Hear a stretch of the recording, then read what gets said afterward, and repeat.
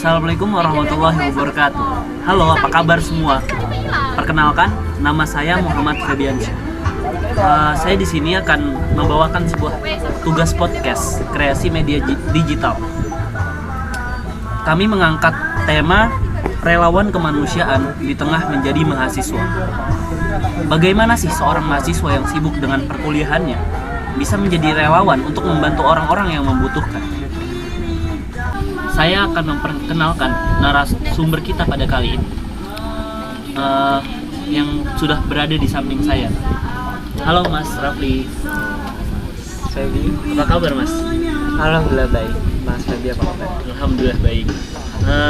Bisa tolong perkenalkan Mas, siapa sih Mas itu sebenarnya kepada teman-teman sekalian? Halo teman-teman semua, nama saya Muhammad Rafli Al-Fajri. Saya semester 5 di UIN Salatiga, mengambil program studi hukum keluarga Islam. Selain sibuk menjadi mahasiswa, Mas Rafli ini sibuk apa sih Mas? Oke.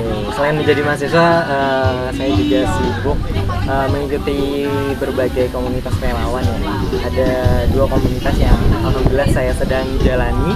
Yang pertama itu dari komunitas Senyum Anak Nusantara atau SAN. Yang kedua ada, ini sebuah lembaga relawan juga, yaitu Lazis Jawa Tengah. Wah, lumayan ya Mas, organisasi yang Mas ikuti ya, komunitas itu ya. Sebagai seorang yang mengikuti itu Mas, bagaimana sih cara mengatur waktunya di setelah kesibukan menjadi mahasiswa Mas? Betul. Sebenarnya untuk memanage waktu itu sebenarnya aku juga lagi belajar. Saya juga lagi belajar untuk terus bagaimana sih memanage waktu yang bagus, yang benar gitu, dengan berbagai aktivitas yang saya lakukan gitu.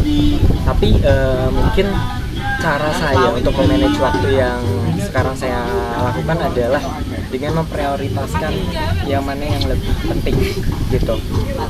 Jadi ketika ada yang pertama, yang penting adalah pasti kuliah dulu. Ketika kuliah saya sudah terjalankan dengan baik, baru ikut-ikut aktivitas yang lain. Nah, ketika ada aktivitas yang lain, baru saya saya jalani gitu. Maka jadinya prioritasasi yang lebih penting dulu. Oh, jadi kita harus tahu ya Mas, yang mana yang lebih penting, yang mana yang lebih penting. didahulukan gitu lah. Oh iya.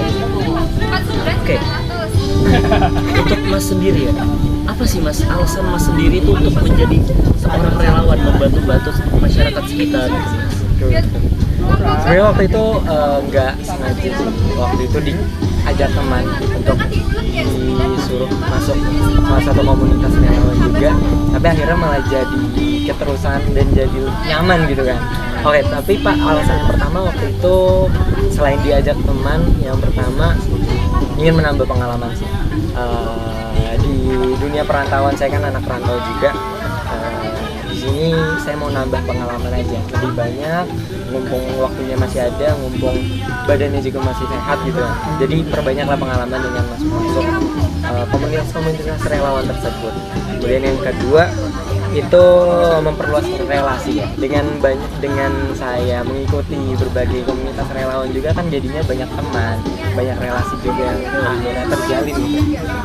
Kemudian yang ketiga itu menambah ilmu ya. Pasti di berbagai komunitas relawan itu diajarkan misal public speaking, kemudian bagaimana hubungan dengan masyarakat, dan di situ saya belajar.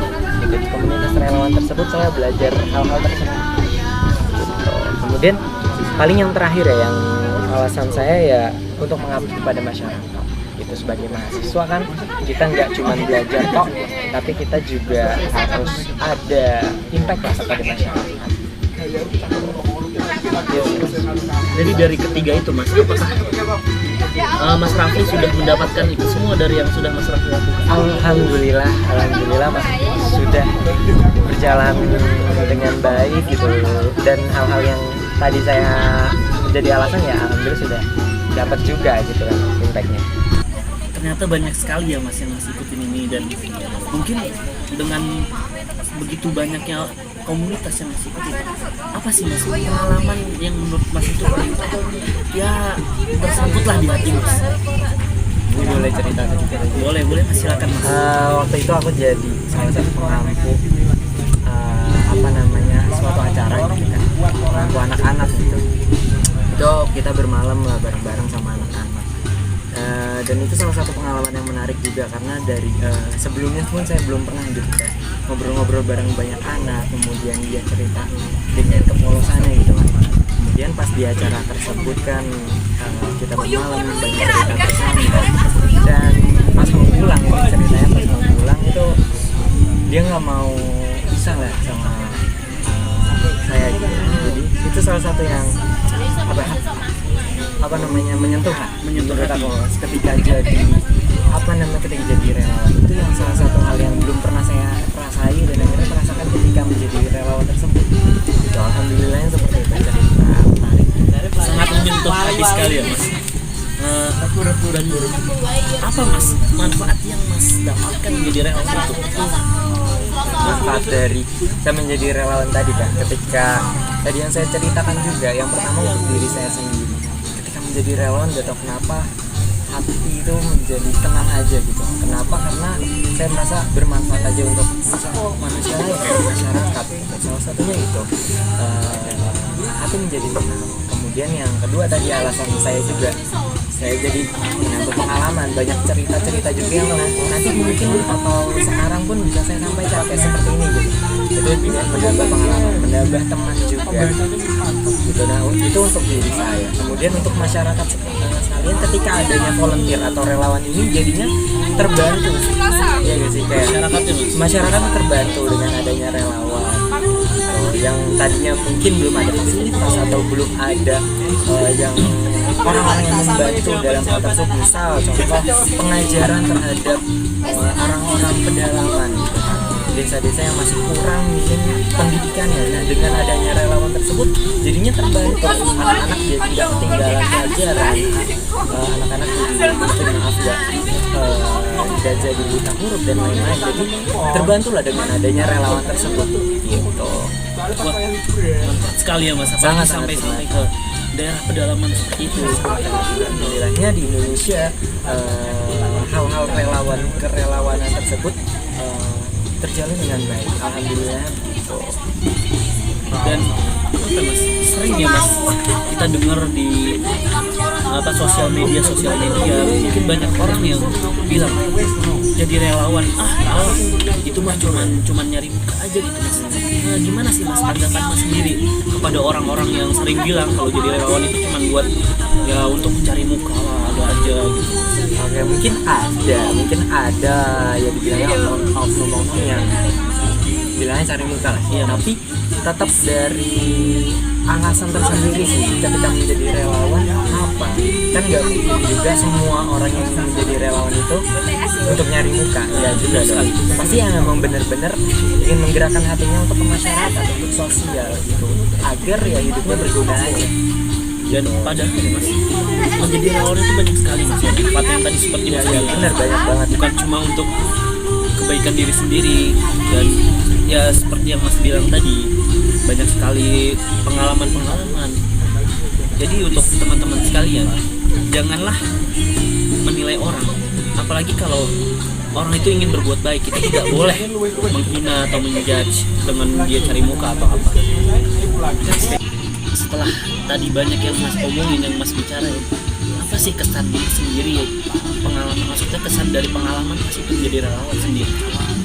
Menurut saya ketika saya menjadi relawan adalah suatu pengalaman yang sangat berharga, suatu pengalaman yang gak bakal saya sesali ketika saya melangkah untuk menjadi seorang relawan gitu. Jadi ya ini adalah suatu pelajaran yang sangat penting juga mungkin untuk kehidupan saya ke depan, untuk selalu membantu terhadap sosial, melek peka terhadap sosial.